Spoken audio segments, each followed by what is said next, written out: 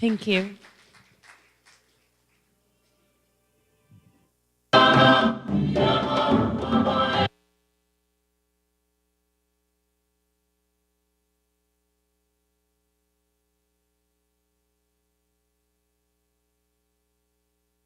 Stay right there. Thank you. Let me get these props up first.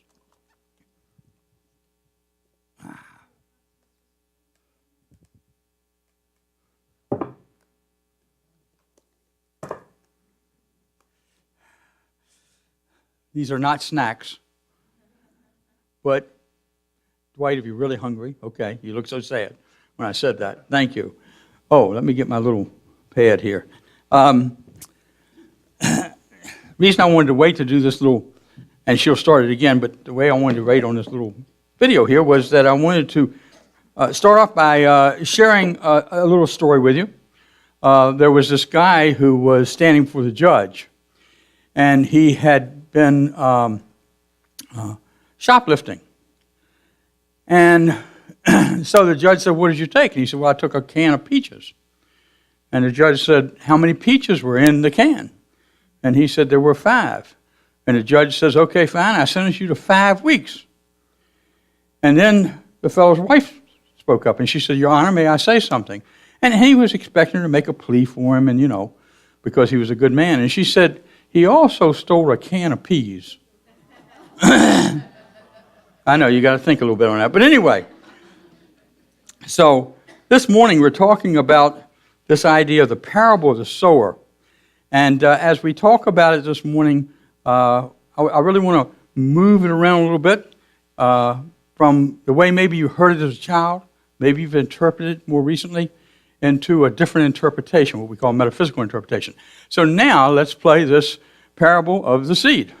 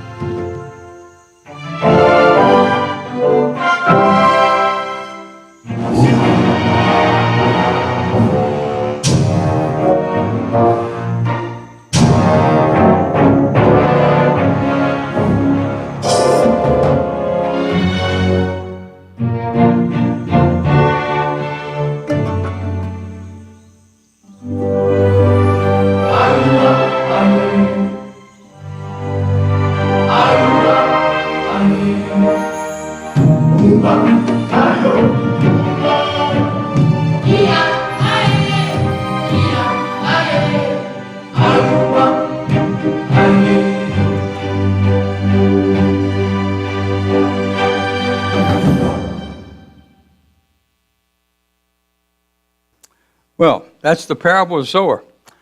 You've seen it before, heard it, okay? Yes. And so what Jesus was saying, he was talking to the multitudes, is what it says, and it's kind of interesting after he finished that parable about the seeds, and his disciples said, "What are you talking about?" And so then Jesus interpreted, but I'm not quite sure that that's the only interpretation, because that interpretation was written by people who were translating the Bible. And so their message in that day and time was that we need to have the church grow, that we have to have people come to Jesus, so to speak, people be saved. That's what they were talking about, because the church had to grow. In the first 500 years of the church, it was the church that you belonged to, not so much coming to Jesus, and that turned on an individual basis over the years. And so what we're talking about here is that Jesus said that some people hear the word of God, and their heads are hard, and so therefore they're like rock, and they don't pick up anything. They don't pick it up. And there are some people who get all joyous, and I've seen that here. People come in, they're really, just enthralled for 2 weeks, and then we don't see them anymore. And that's okay. At least we planted a seed. And then there are things, and what happens is we have weeds in our lives. And he was saying that people have these weeds, and that when they have the weeds, what he really was talking about supposedly was the outside influences, where we learn through life to go to the outside to get our answers rather than go within to get the answers. And people who go outside for the answers, that because they're not on really fertile ground, because they're surrounded by the weeds in life, they can't continue the journey. And then he said, of course, that there are those that were planted in fertile soil. And what happened is that when you're planted in fertile soil, you see wonderful things happen. And here, now I can't tell one seed from another usually, but if I take and sprinkle seeds in here, I'm going to get the type of seed that I put in, right? So, what kind of seed would this be? Okay, you're awakening. That's good. All right, that's good, really good. And how about this? Yeah, and I didn't bring an oak tree this morning, but you know what does that, okay? And how about this? How many people have planted carrot seeds? Oh, you see? You know what a carrot seed is. And then we have the sweet tomato. Okay, the sweet tomato. A sweet, what did I say, tomato? You can tell I'm not a farmer. Anyway, the sweet potato. And the sweet potato, you see, is from a little stub right here. You put it in the ground, and it grows another sweet potato. Unlike many of these types of crops, such as corn, such as tomatoes, you get one seed or you get one piece of a sweet tomato, and you only get one sweet tomato. But with most crops, when you plant a seed, you get more than one of that item.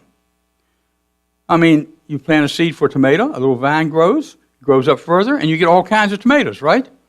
And so therefore, Jesus was saying that when we are in fertile ground, we continue to grow in many different ways. Now, just from a metaphysical standpoint, a seed, first of all, this parable is not about soil. And it's not about seeds. What it's really about, metaphysically, a seed represents thought, represents ideas. We call them divine ideas. And so therefore, when you and I are moving through life, we have an idea. And we plant that idea on hard ground. And what does that mean? That means that I put it out there, and then I think of every reason why I can't do it. And where does the idea go? It vanishes, right? And so therefore, now it might come back. And when it comes back, you ought to pay a little attention. And then the next thing that happens is that some of our ideas are planted on rocky ground. And so the idea starts to flourish. We start to build something in our minds, And about the time we get to that place of imagination, where we really imagine it, we don't take the nether step and feel it. And so therefore that imagination stops right there. It's like a daydream. We've all done that. And so then let's just say that we get into pretty fertile ground and these weeds start to come up. Now, my gardening experience has been pretty much the same year after year. That's why I don't garden anymore. In the spring, I get my rows straight. Okay, I used to do this because my daddy did a little gardening. And I'd get my rows straight. I'd get the plants in. I would water it. I'd put mulch in. I'd put fertilizer in. I'd take care of them. That was the month of May. The month of June, they would start to come up, and I would start to get some fruit. And so I'd start to pick it.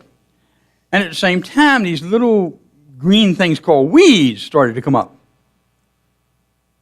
And I didn't pick those quite as often. And so come about August, I had the greatest garden of weeds you've ever seen. And I repeated that year after year, I must admit. I mean, I'm not a farmer, not at heart. And so I give up. I finally gave up on farming. And thank goodness I don't have to worry about that because I can go to the store and pick up these kinds of items, right? And so what happens is that I let the weeds get in the way. And you and I, in our thought process, let the weeds get in our way sometimes. We have a brilliant idea, and we say, I don't have enough money. We have a brilliant idea, and we say, I don't have enough people to support me. We have a brilliant idea, and we say, I don't think I have the time left to do it. I was on the phone the other day with a futurist by the name of John Peterson, and it was a group of us, he blew my mind. I mean, he really blew my mind with what's going to happen in the next 10 years. I don't even want to go there.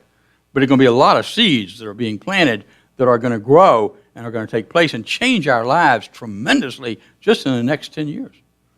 And as he talked about it, one person said, oh my goodness, I wish I hadn't gotten to the ministry so late. This is really exciting. I wish I'd gotten in 30 years ago. And he said, well, the good news is, because you look like you're about 60, and she said, that's right. We were on Zoom. He said, the good news is that you probably might live to be 150 because science is going to change that quickly. And they say within 20 years, people will start to live to be 200 years old. And be healthy, which is pretty important. And will not have to earn a living. Pretty fascinating thought. That life will be all about creativity. All about creativity. Isn't that an exciting thought? Yeah. Because most of us have ideas that are very creative, but we are caught up in the day-to-day grind. We're caught up in having to make a living. That's what drives most of us, is having to make a living, including myself right here. So what happens is that we get so caught up in that, that's the weeds in our lives, that we aren't able to really transcend and be more creative and bring those divine ideas into being. Unless you're willing to take risk. And some people aren't, and some are. Some can't, and some won't. It's just according to how you view the situation. But we all have to, at some point, take risk. And the change is coming so quickly that you are going to have to embrace and water those seeds, those ideas that are coming forth in this world. Ideas that will change government. Ideas will change the way we live our lives. Ideas that will bring peace. Most interesting thing to me was that this futurist John said that what's going to happen is that there's not going to be a physical revolution. There is instead going to be a loving revolution. Isn't that a cool thought? And this isn't just one man. He's talking about several think tanks that he organizes and works in. He's talking about artificial intelligence and how artificial that's going to be in the future, okay? How it's going to impact our lives. A lot of things are happening. So the question is, will I use my thought process? Will I control my brain rather than let my brain control me in order to bring about the changes in my life? It's when we put the seed in fertile ground that it takes place. Now, I've got something I've been working on, and before Tom asked me again how far I'm along on it, is I've been writing a book. I got 2 books I'm writing. One is in a very creative stage. Means I haven't done much of anything on it. One is a further along. I've done a lot of research. I even started writing for a while. But for whatever reason, I haven't brought it to fruition. And I've got lots of reasons. I got lots of excuses. But if that book were the most important thing in my life, it would have happened. That's what I really know. And I firmly declare that at some point it will be. Not this week. And so what happens is sometimes we can take what we imagine, what we dream, what we think about, and set it aside for a while. Because maybe there's a bigger dream that we're interested in at the moment. The biggest dream that you and I can have, is seeing a world at peace. Seeing a world where we really do believe and experience the oneness we talk about. Where people really are brothers and sisters. Where we understand, and no matter what you call it, that there is this Creator that has brought us into a life of love. That we are created in love. And it's when we understand that and know that we experience that. No matter what anybody else experiences, we can experience that. We don't have to wait for the other person to do it. And even when we see things happen in the world that upset us, that confuse us, that could set us back, we can look through that through the eyes of love. It doesn't mean we don't grieve. It doesn't mean there's any pain. It doesn't mean we don't care. It's just simply that we can see a way through any of those things. That they do not define who we are as a people. They do not define who we are as a society. And it's through the power of thought, it's through sowing good thoughts that takes place.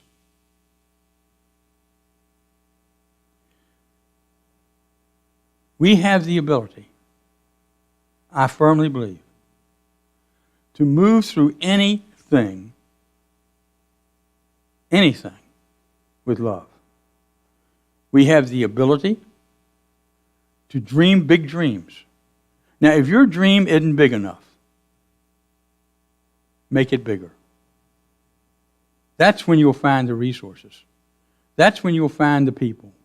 That's when you'll find the opportunities that open up to you, because this is a benevolent universe.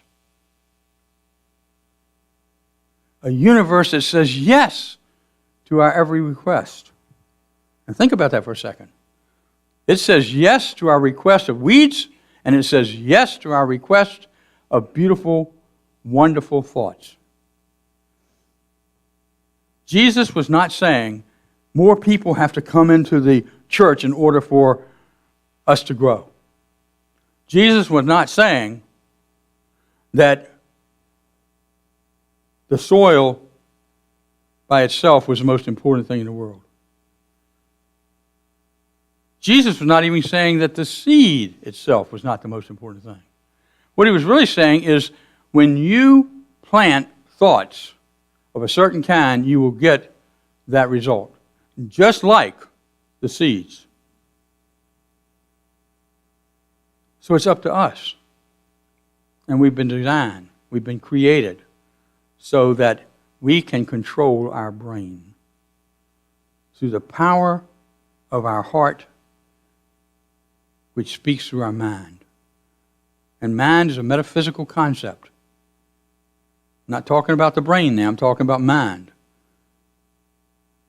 divine mind that exists in each and every one of us. And so we have this wonderful opportunity to step out, to be transformed lives, transforming the world. To say there is more. To say, yes, people make mistakes, they do bad things, but we can grow through that. And in spite of that, we will become one. We will be the consciousness of a world that works for all. Thank you. And now at this time, are there any prayer requests? Any prayer requests? Yes.